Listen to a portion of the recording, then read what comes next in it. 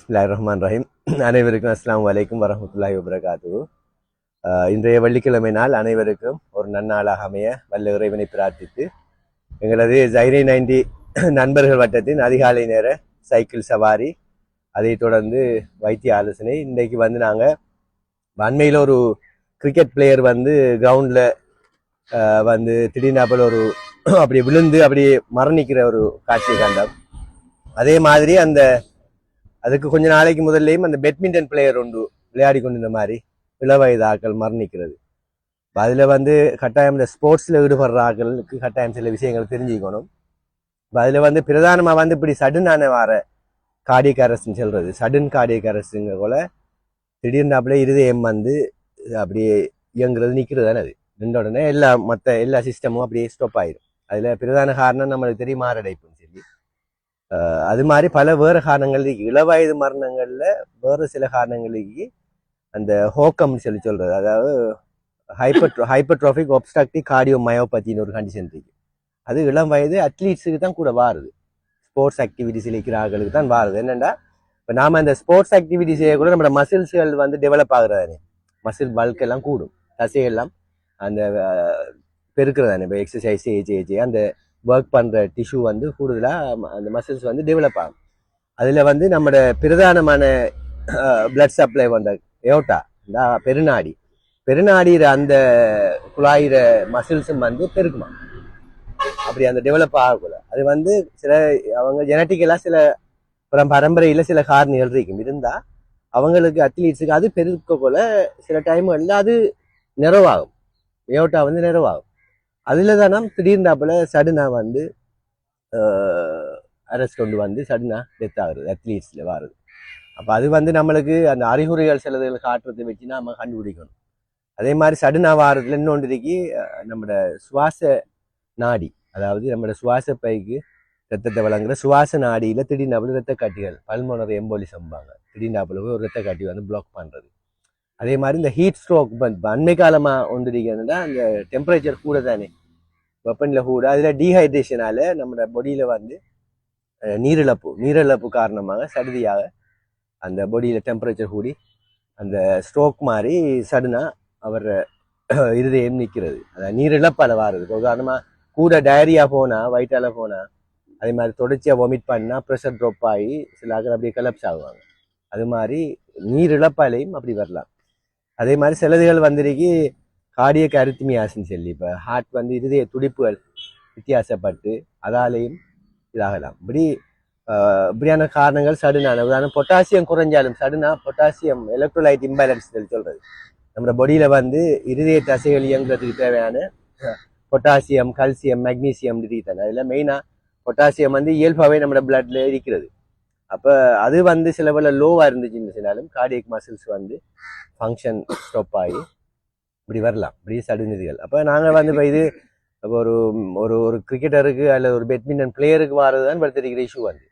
அப்போ நாங்கள் அது நம்ம நார்மலாக வந்து இப்போ சொல்கிறாங்க என்ன சொல்லிச்சுன்னா, ஒவ்வொரு ஸ்போர்ட்ஸ் ஆக்டிவிட்டிக்கு முதல்ல ப்ரீ பார்ட்டிசிபேஷன் இவாலுவேஷன் சொல்லி ஒன்று செய்ய சொல்கிறாங்க, மெடிக்கல் ஃபிட்னஸ் பார்க்க சொல்லி. அவர் இசிஜி ஒன்று எடுத்து, இப்போ சில அரித்மியாஸ் எல்லாம் இசிஜியில் காட்டும். சில நம்மளோட பிறப்பிலே சில இதுகள் இருக்கும், ஒரு நாள் நாம் இசிஜி எடுத்து பார்த்துருக்க மாட்டோம், நம்மளுக்கு பெரிய அறிகுறிகள் காட்ட மாட்டான். அப்போ அந்த இசிஜி கட்டாயம் எடுத்து ஹார்ட்டை செக் பண்ணுவாங்க டாக்டர். செக் பண்ணி நாம் அந்த ஸ்போர்ட்ஸ்களுக்கு போகிறதுக்கு முதல்ல கட்டாயமாக ப்ரீ பார்ட்டிசிபேஷன் இவாலுவேஷன் நாங்கள் சைன்மர் ஹாஸ்பிட்டலில் செய்கிறோம். எல்லா ஸ்கூல் ஸ்டூடெண்ட்ஸ் எல்லாம் வருவாங்க, ஜைரா, பாலிகா, அப்படி வேறு ஸ்கூல்கள் இருந்தெல்லாம் வந்து ஈவெண்ட்டுகளுக்கு போகல, கராட்டி அடுத்தது மற்ற ஸ்போர்ட்ஸுக்கு போகிறதுக்கு முதல்ல வராங்க. அதுக்கு ஒரு மெடிக்கல் சர்டிஃபிகேட் ஒன்று கொடுக்கோம் நாங்கள் செய்து. அது 1 இயருக்கு வேலிட் ஆகுது. அது அப்படி ஸ்டூடெண்ட்ஸுக்கு நடக்குது. அதே மாதிரி நாங்களும் எல்லாரும் அந்த ஸ்போர்ட்ஸில் ஈடுபடுறார்கள், அதை செய்து கொள்றோம். எல்லாம் செய்து கொண்டால் நாம் சில ஏர்லியாக கண்டுபிடிக்கக்கூடியதுகளை கண்டுபிடிக்கலாம். மற்றொரு முக்கியமான விஷயம் என்னென்னு சொல்லிச்சுன்னா, நாம் ஏதாவது ஸ்போர்ட்ஸ் ஆக்டிவிட்டீஸில் இருக்கிற டைமில் நம்மளுக்கு ஒரு தலை சுத்து வருது, ஒரு விளையாட்டில் இருக்க போல சின்ன ஏதாவது ஒரு வளமைக்கு மாற்றமான ஏதாவது இதுகள் தெரிஞ்சால், தலை சுத்து வாருது, ஹார்ட் துடிக்கிற வேகமாக இருக்கிறது, அப்படி உடம்பு சோர்வு மாதிரி வந்தால் உடனே இமீடியட்டாக அந்த ஸ்போர்ட்ஸை நிப்பாட்டிட்டு மெடிக்கல் அட்வைஸ் ஒன்று எடுக்கணும். என்ன ரிசல்ட் நாம் சில டைமில் என்ன செய்கிறேன்டா, அதை அப்படியே ட்ரை பண்ணி செஞ்சுட்டு போற விளையாட்டுல இன்ட்ரெஸ்ட்ல வெல்லணும் இதுல வந்து இப்ப சில பிளேயர்ஸ் வந்து நல்லா செய்துட்டு போகல அதை விட மாட்டாங்க. அதோடைய விளையாடு அது சரியான பிள்ளை. அது இப்ப நம்மளுக்கு இப்ப அவர் மரணிச்சது போற நம்ம அவர்கிட்ட கேட்க மேலாது.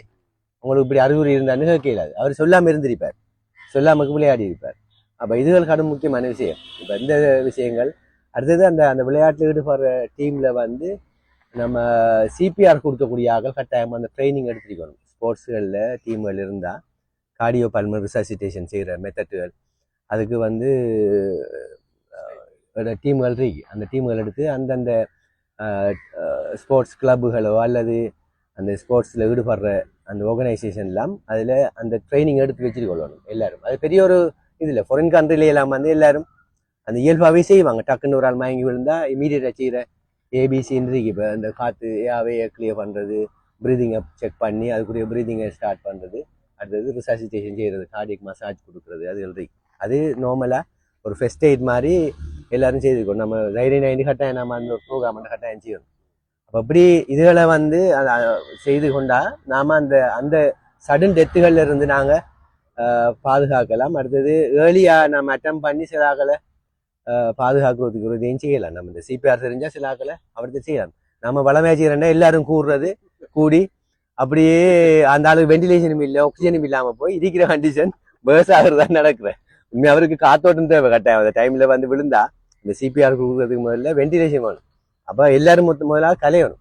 கலைஞ்சிதான் மற்ற ஸ்டாப் ஒரு 2 பேர் நின்று அந்த சிபிஆர்லாம் செய்யணும். ஆகவே இப்படி சிலதுகள் இருக்கு. ஆகவே நாங்கள் இந்த காரணங்கள் அதில் நம்ம சிலதுகள் தடுக்கக்கூடியது, சிலதுகள் வந்து நம்மளோட சிலதுகள் தடுக்க இல்லை. நம்மளுக்கு பல்மோனரி எம்போலிசம்ங்கிறது என்ன காரணம்டே இல்லை.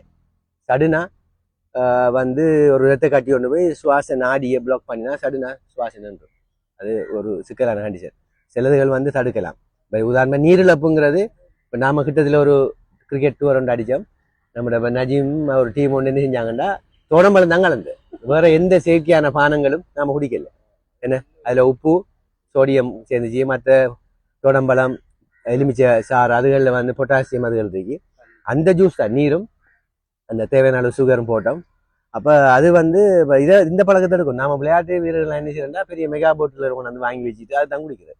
அப்போ எப்படி அந்த பொடிக்குரிய அந்த நியூட்ரிஷன்கள் பொட்டாசியம் அதுகள் கிடைக்க போகுது. ஆகவே நாங்கள் இப்படி ஸ்போர்ட்ஸில் ஈடுபடுறார்கள் போதிய அளவுக்கு சீப்பான சாமான், பேஷன் ஃப்ரூட், ஒரேஞ்ச், அதே மாதிரி தோடம்பழம், தேசிக்காய் இதுகளை வந்து நியாயமாக வாங்கி அதை மட்டுமே தொடர்ந்து கலந்து அடிக்கடி அதே கொடுத்துட்டா அந்த ஹீட் ஸ்ட்ரோக் வாரத்துலேருந்து எங்களை தடுத்து கொள்ளலாம். ஏன்னா நம்ம சின்ன ஒரு பொட்டில் ஒன்றே தண்ணியை வச்சுக்கிட்டு கொஞ்சம் கொஞ்சம் குடிக்கிற வேலை காணாது. நம்ம அந்த விளையாட்டுக்கு எல்லாரும் தெரியும். ஒரு ஸ்போர்ட்ஸுக்கு பிறகு வந்து நம்ம யூரின் பாஸ் பண்ண போனால் யூரின் வராது அல்லது கடும் டாக் எலோவா போ வர கருத்து வந்து நம்ம எடுத்து ஓட்டுற அளவு போதாது உடம்புல.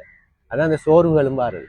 ஆகவே கட்டாயமாக இந்த ப்ராக்டிஸை இந்த சீசனுக்குள்ளே இந்த ஸ்போர்ட்ஸில் ஈடுபடுறாங்க போதிய அளவுக்கு இந்த இயற்கையான பழச்சாறுகளை கலந்து குடிக்கிறத வைத்தா அந்த ஹீட் ஸ்ட்ரோக்கிலேருந்து எங்களை தடுத்து கொள்ளலாம். கேட்டு விடைபெறுகிறேன். நன்றி. அஸ்ஸலாமு அலைக்கும்.